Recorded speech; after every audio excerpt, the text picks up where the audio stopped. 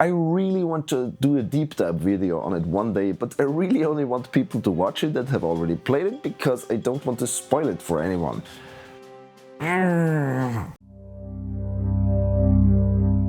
Hello everybody and welcome! The upcoming release for Kerbal Space Program 2's next content update, called For Science, is just a few days away. And yes, this grey old man will try to rip through the new tech tree as fast as he can for your viewing pleasure. So make sure you subscribe if you want to see me getting my hands on the science update for KSP2. But what to do until then if you want to play some games that are not Kerbal Space Program, but in some way maybe they are. If you're a long-time viewer of this channel, first of all, thank you. And second, you might have heard me say this word a lot. Again! Yes, I tend to leave a lot of my failures in my videos because, if we're being honest, the entire process of failing and getting back up and then trying again is part of the essence of being human. Also, I am very stubborn, and sometimes it can be pretty hilarious. At least, I think so. But Kerbal Space Program and KSP2 are not the only games where I keep getting knocked down and then try again many times. So I thought it might be fun to talk about a few of these games, and if you have played any of these or are interested in them, leave a comment below. One of them is one of my absolute favorite games of all time, and I'm going to have a hard time talking about it because I don't want to spoil anything, but I really want you to know about it. So please stick around for a while. First up, Ghost Runner, and by extension Ghost Runner 2, the sequel, which looks not as good as the original because they haven't implemented ray tracing yet. You're a sword-swinging assassin slicing up bad guys, robots and cyborgs while parkouring around the futuristic interior of the gigantic Dharma Tower. If you like the original Mirror's Edge back in the day, and I did, you will probably enjoy this, even though you will die and retry a lot. The game even shows you a number of deaths statistic at the end of each level.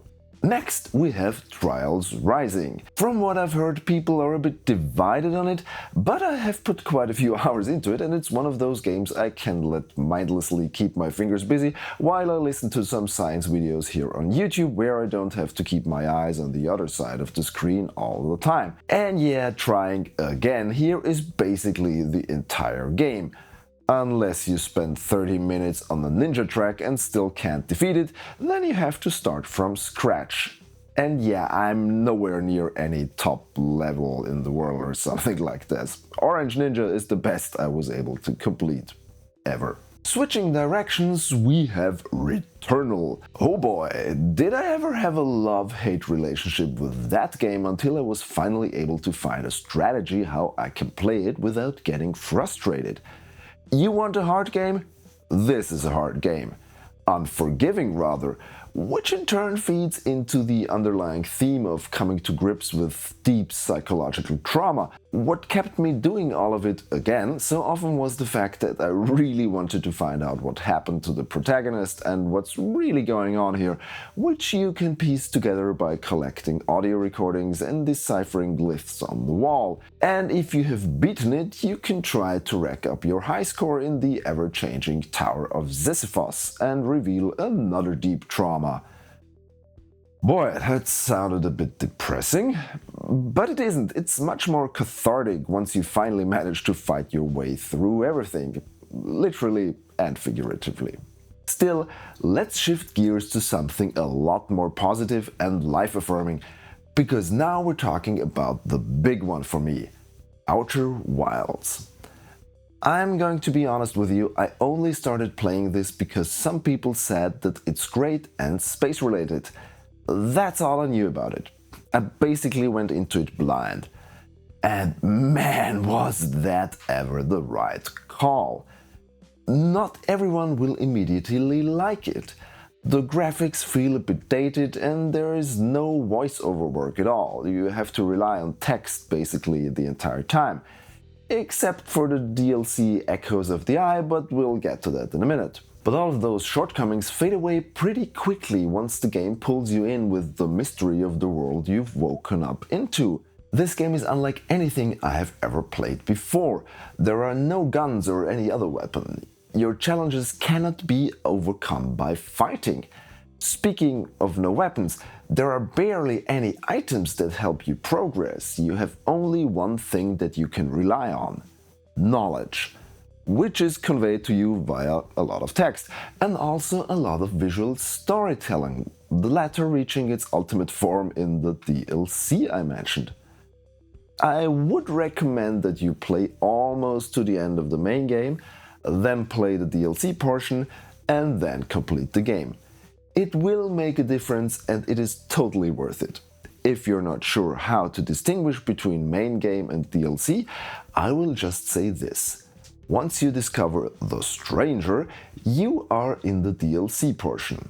And it is in many ways a completely different playing experience from the rest of the game. It's so hard to talk about this game without giving anything away and still trying to make it sound exciting. But if you are a space fan, you will appreciate things like how the controls work, also how the solar system you're in is set up and how every planet tells a different story with many layers in a very unique way. Also quantum mechanics, cosmology, the dichotomy of crippling fear versus unbound curiosity, existential dread paired with unabated optimism.